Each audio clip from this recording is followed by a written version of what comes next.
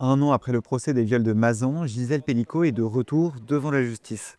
Ce lundi, à 72 ans, cette mère de famille est confrontée à l'un de ses agresseurs présumés, le seul des 50 condamnés à avoir maintenu son appel.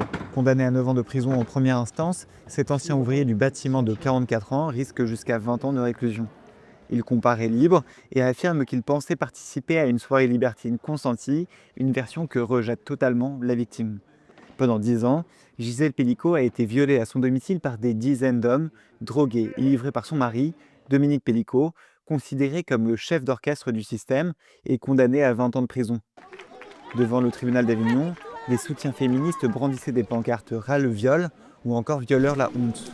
Devenue symbole du courage féministe, Gisèle Pellico a une nouvelle fois choisi de témoigner à visage découvert.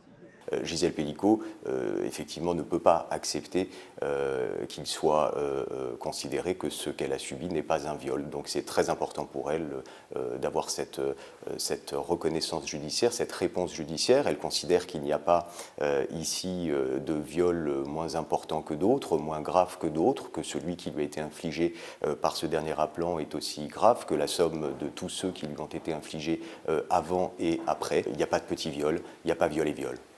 Pour elle, ce procès est une étape pour tourner la page, même si elle a confié à son avocat qu'elle aurait préféré se concentrer sur sa nouvelle vie.